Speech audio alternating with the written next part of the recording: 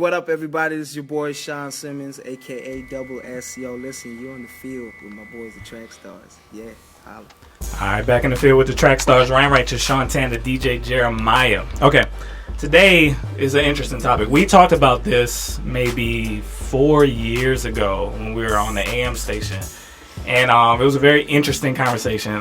But we're bringing this back around because I think this is starting to become a topic of conversation. I actually was watching an interview that Lecrae did with Sway, and Sway was asking him, "Hey, do you go to strip clubs? Do you drink? Do you throw them back?" And he was kind of like, "Nah," you know what I'm saying? But if you want to throw a couple back, that's cool.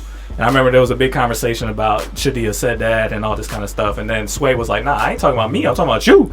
You drink."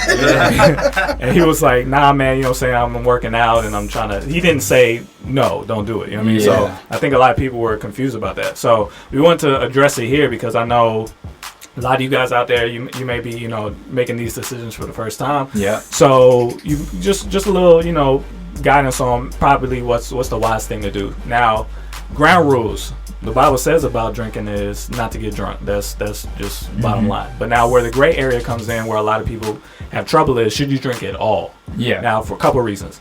Should you drink at all because there's just something that you should just leave it alone just because it's a dangerous area? That's one argument. Should you leave it alone because you don't want other people who see you drinking to think you get drunk all the time? Because that's the whole perception thing. Don't let anybody else stumble. I can't think of any other reason. So those are the ones that are like the big debates, like should Christians drink? And I know Christians that don't drink at all, and I know Christians that throw it down, and they say they don't get drunk, but I don't know. You know what I'm saying? So that's the spectrum that we're dealing with, and a lot of people argue about that. So remember, it was a big deal with Sho Baraka too. Remember when he said that in his little interview? So what is the deal? So let me rewind. Let's go back 4 years, right? And I admitted to taking a drink once a year with some friends. Just once a year. And we lambasted you. Yes. For about 3 years. But we used to do this thing called May Day. Everybody's birthday between June and May, we celebrated in a different city every year. So it's my friends from when I grew up with. Right. And every year I would go and I would take a shot with them, and it was always a celebratory shot. You didn't say that. I did say that. Hold on. Check me if I'm wrong. You said that was the first time ever that you've ever done it. Yes, you did. Check Jeremiah. No. Yeah, that was a big deal because you were like, "Oh, guess what I did today?" No. Yes, you did. Check the tape. I'll check the tape. I'll go back and listen to that. That's audio from 4 years ago. But anyway, here's how I feel about it now. Changed up. Well, I took some classes since then. I've taken Foundations in Christianity and different things like that. And I've decided that we as Christians should not do things just because we are allowed to. Just because it's suggested that certain things are okay. I'm a proponent now of only doing things that are necessary. You know what I mean? And what difference is alcohol going to make in your life versus a soda? You know what I mean? Like, to me, honestly, I had tried alcohol before. Don't like the taste of it. Don't like the perception of what it looks like when you are knocking one back, so to speak. And I truly think that we should not do it because of situations like you said, brothers and sisters that see us and stumble. We talked about this one day in my Foundations in Christianity class, and it was basically if Reverend so-and-so, right, is at the store, and someone who's in the church who's not as strong as he is, that can't balance that area like Reverend so-and-so can, but he sees him inside of the Quick Trip, and he's buying a 6-pack, and he looks up and says, well, Reverend so-and-so is doing it, shouldn't I be able to do it too? And that's not the way we should judge our walk. We shouldn't do what other Christians do based off of what we're seeing or we think the perception is. And I think that can cause a brother to stumble. And so I would say if it's something that you don't have to do, something that is not for you, let it go. Because I talked to my wife about this today. My wife was like, I never drank. And I was just like, yeah, me either. I never really I socially had a drink or two, but it was never something that I craved or something I had to go out and do.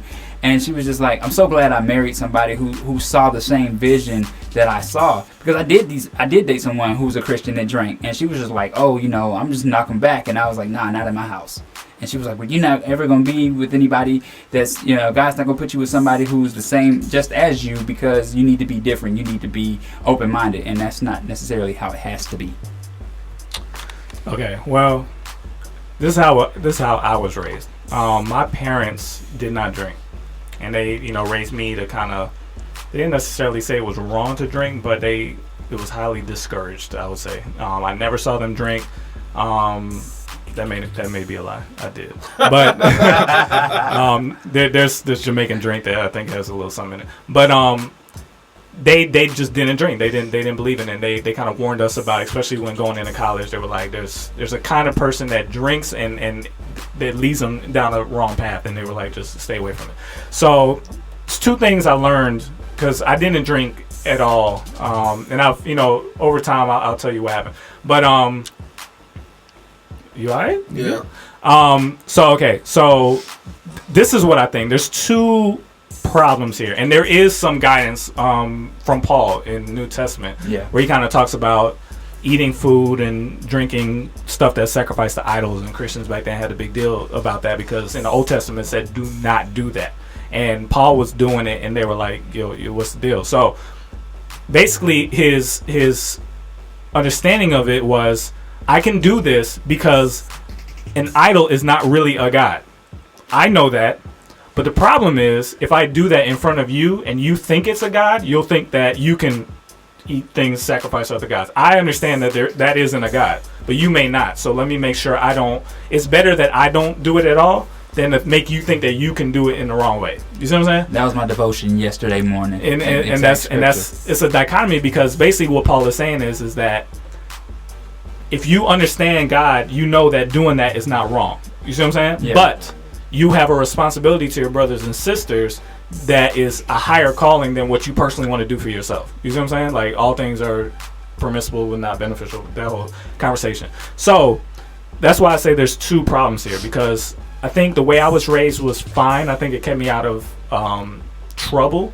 But it also made me think that drinking itself was a sin, which I don't think is right either. And what it does is it can make somebody come up a little judgmental when they see another Christian drink. And I don't think that's not right either. You see what I'm saying? Because God never said that drink. I mean, there's debates on how much liquor was in the wine that Jesus drank. But even Jesus drank wine, and he brought up the fact that he drank wine, and people said, oh, you must be a drunk. And John the Baptist didn't drink wine, and he must be a prude or whatever. Like, it was a debate back then too.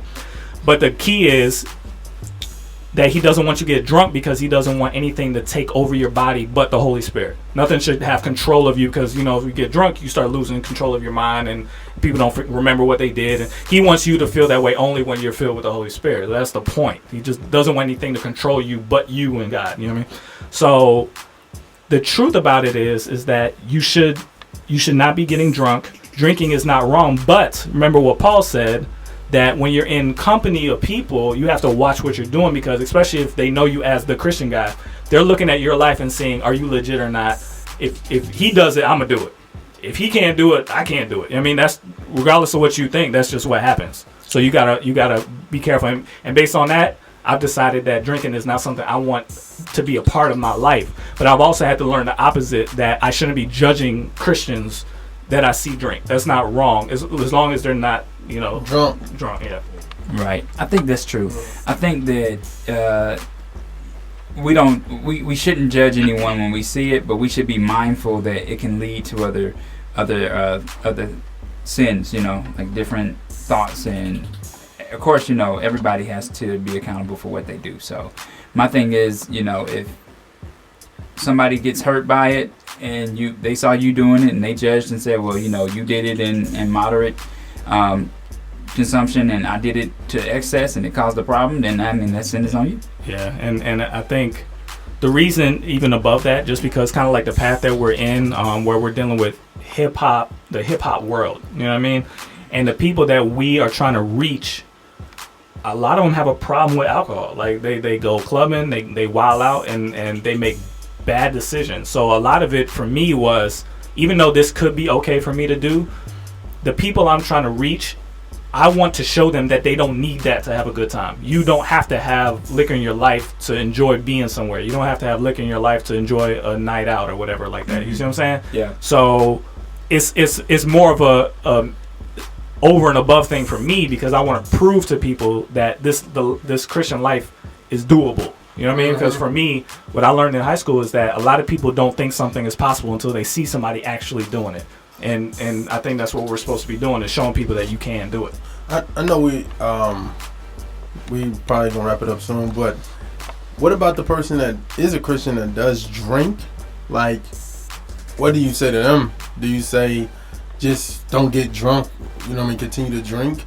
Because at the end of the day, it's like, do they lose their liberty because of that? You know what I mean? Or do they hide it? Because then you don't want them to feel guilty. Yeah. You know what I'm saying? So what do you say to that person?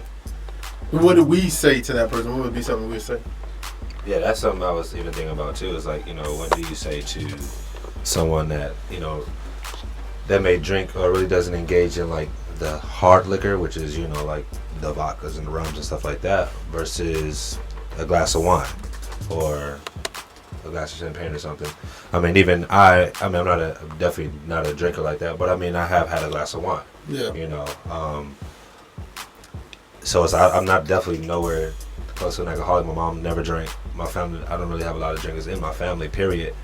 But I have, like I said, I've had a drink, and even before I turned my life around in college, you do experience those going out to the clubs and drinking and then getting drunk and all the type of stuff like that.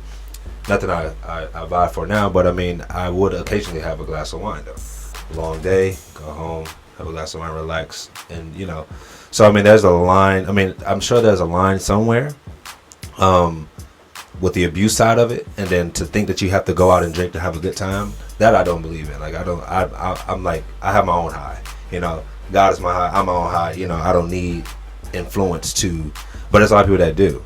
And then, like you said, there are Christians out there that really drink. That's the question I was thinking about. Like, what do you say to them that it's like, okay, I know you have a good Christian walk and you're doing your thing, but you have this element too that needs to be checked in a sense. So it's a crazy topic, but I mean, it's so many different varieties of ways to approach it and to go about it. But yeah, I mean, it's pretty deep.